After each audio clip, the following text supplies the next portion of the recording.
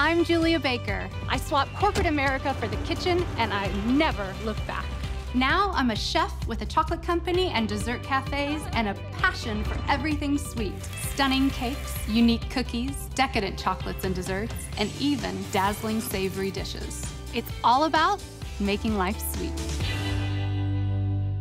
Individual raspberry tarts, gorgeously displayed on a tiered stand, they make an amazing showpiece. Tarts are one of those desserts.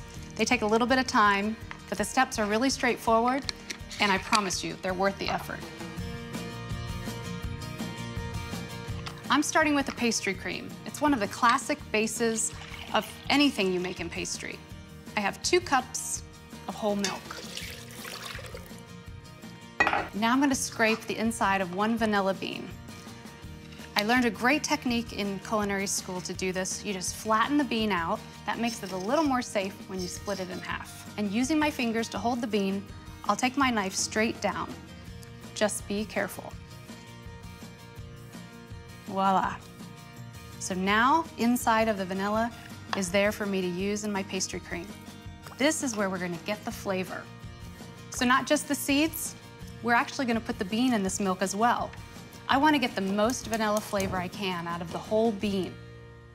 Now I need 4 egg yolks. They're easier to separate when they're cold, and I just use the shells to take the white from the yolk. Really easy. I'm just gonna give them a little whisk, and then I'm gonna add some sugar. Now, in pastry, we talk about something called the burn. The burn is when you add sugar to yolks and you let it set too long. The yolks, they cling together and they get gritty, so it sort of looks like an orange sand.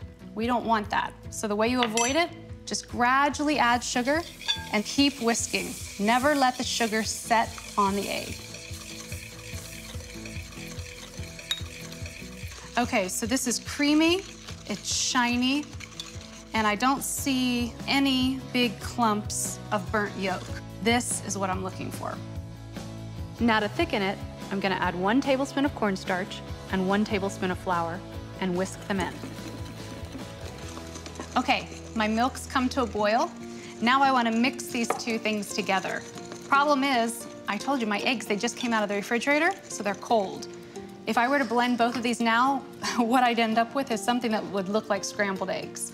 So I just want to add a little bit of hot milk to the eggs, whisk, whisk, whisk. It's something we call tempering. What this does, it brings those eggs up to the temperature of the milk, and then blending is really simple, and I'll end up with something very creamy.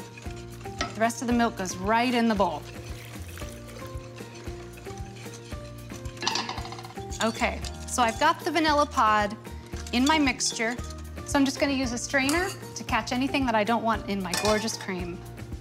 I'm assured that I'll have a creamy, creamy pastry cream. Wonderful, it's so smooth. Okay, that's strained, I'm almost there. Turning the heat back on, I'm just gonna grab a clean whisk and start stirring. So this is the part you just can't skip. The pastry cream has to cook constantly till it comes to a boil, whisking the whole time. So I'm gonna use this gorgeous pastry cream to fill those golden tart shells. My basic sweet pie dough's all done in the food processor. So flour, powdered sugar, because this is a sweet pie dough, almond flour, which makes the pastry taste delicious, and unsalted butter. Then I pulsed it. When it looked like sand, I added a little vanilla, some salt, and an egg, and gently blended it until the dough was just mixed. When it had chilled, I rolled it out thinly, cut circles, and lined little 4-inch tart shells. Now to make a crisp tart shell, you have to blind bake it. To do that, I cut squares of parchment and pressed 1 in each shell. Filled them with raw rice and baked them for 15 minutes at 350 degrees. Then, I lifted the parchment and rice out of each tart and baked them again until the pastry was golden. That took about 5 minutes. I'm gonna fill those beautiful shells right after this pastry cream is cooled. So to do that, off with the heat and into a clean bowl. gorgeous. Look at how silky smooth that is. And the last tip for you. I have a buttered piece of plastic. I'm gonna press it right to the top of the cream. So while this is cooling, it's not gonna get one of those thick skins on it. So now just a little more patience while the pastry cream cools. At one of the restaurants I worked at in Paris, I made 120 fruit tarts a day.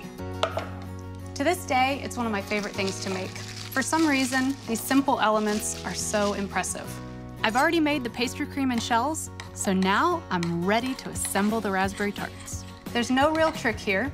Just get enough pastry cream on the bottom of each tart shell to cover the bottom, but keeping in mind that all the berries that I'm gonna put on top, that the weight of them doesn't push out the pastry cream. And now for the raspberries.